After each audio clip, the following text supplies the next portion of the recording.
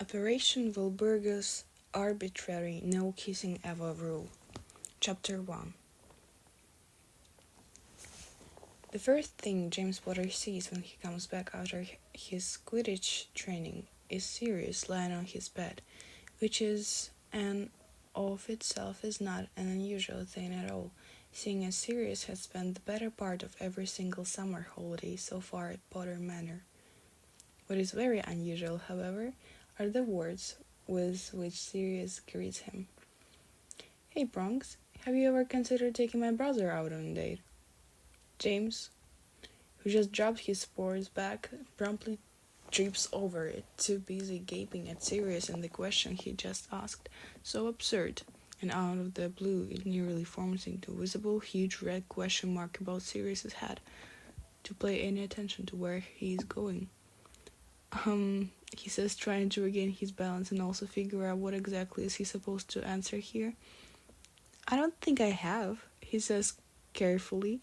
He takes the snitch he stole in his 5th year out of his pocket to fiddle with it, to give his hand something to do, to help him focus on whatever the fuck is happening right now, entirely not sure what to make out of this situation.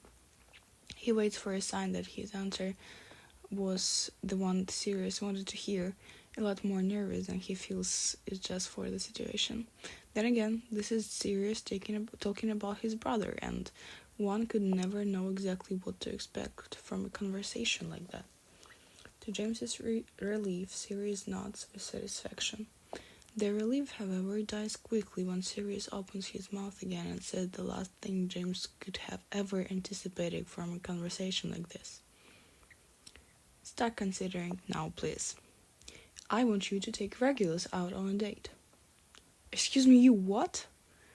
"I want you to take my brother out on a date," Sirius repeats casually, as if it hasn't just said the most absurd thing ever, lying on his back on James's bed watching the snitch that he had escaped James's hand the second Sirius had made the ridiculous quest the first time. James stares at his best friend in disbelief, because what? "If you ask me to repeat myself another time, I will, but my request won't change at all," Sirius says before James can ever open his mouth. He's good at that, expecting James's every move. They both are. Peter always says it's because they share one single brain cell, and he's probably right. "You want me to date Regulus?" James asks slowly. Sirius sighs dramatically, throwing his hands up in the air. The snitch flies around his fingers, but he doesn't reach for it, which drives James a little bonkers. "It's right there, just take it." "No, Bronx, I don't want you to date my brother. I want you to take him out on a date." "Isn't that the same thing?" Sirius sits up and gives James a very stern look. "Don't date my brother, Bronx." And now he's totally lost. "Sirius, for the love of everything I've ever known to be good, please explain yourself. Pretend I'm really dumb, and go about it slowly." Sirius grins, and James prematurely rolls his eyes at him, full well expecting that "no need for pretending then," that Sirius gives him a second later. "Okay, so," he continues, "I need you to take Regulus out on a date, which is not the same as dating him, because dating requires continued taking out on a date, and I think one should be more than enough. Also, dating kind of includes feelings, and I'd rather you stay away from feelings in regard to my brother." James nods along. So far it makes sense, only why the fuck do you want me to take Regulus out on a date? Sirius halts in his movements. Yeah, I realize now I should have probably led with that." "Probably," James nods. "Do tell. I can't wait for your explanation here." Sirius lets out a long breath, and James sits up straighter at the striking expression of his face. "My parents found out Remus is my boyfriend," Sirius says quietly, none of the nonchalance from before remaining in his voice. "Oh shit," James breathes out and immediately moves closer to Sirius, sitting down on the bed right beside him. The snitch is still flying around above their head, and James wishes he hadn't let it go earlier because it is awfully distracting. He does not fit the dull mood that has suddenly blanketed itself over the room in the least. Did it go badly? Sirius hesitates for a second. James can't stand it. It terrifies him, the second of silence, suspense, always carrying the moment of the worst possibility with it. It could have gone a lot worse, Sirius says, which could be a lot more comforting if it wasn't from Sirius. Sirius, James says, but immediately gets interrupted again. No, honestly, it was surprisingly okay. I mean, obviously they don't approve of it and all, but I made it very clear that I don't care much about their opinion and will date him no matter what they say. And how did that go? James asks with a wince. Well, Sirius crunches up his nose. They found a way to still somewhat stop me without, doing illegal stuff. You mean without murdering Remus or impairing you? James says dryly. Honestly, I'm surprised they stick to legal hexes. Good for them. I'm so proud of them. Sirius barks out a humorless laugh. Yeah, focus on the positivities and all that. Anyway, don't ask me how they did it exactly, but I now physically can't go on dates with Remus anymore. What? Tim shouts. Unless Regulus goes on a date. Sirius finishes. He gives James 2 thumbs up and a grim smile.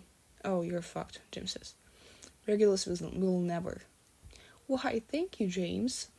Now, how nice of you to point out that to me, Sirius says sweetly before punching James in the arm. Ow, James complains and rubs the spot. Twat?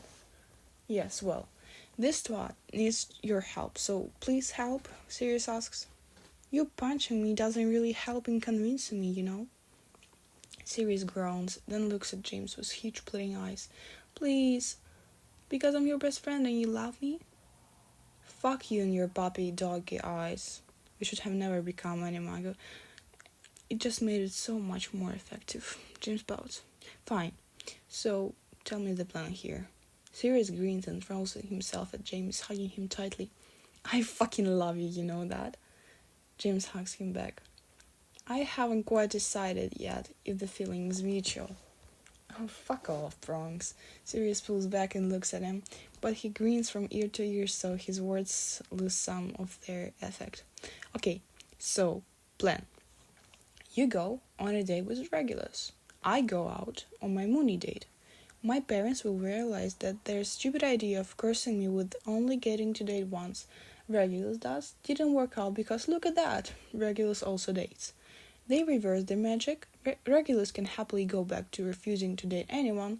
I can go back happily dating Remus, and you can happily go back doing whatever you had planned to do this summer. Quidditch, I assume. James nods. Quidditch indeed, he says. Just out of curiosity, what happens when you try to go out with Remus? Sirius dramatically throws himself down on the bed again, arms flaying everywhere. James only narrowly avoids getting smacked square in the face.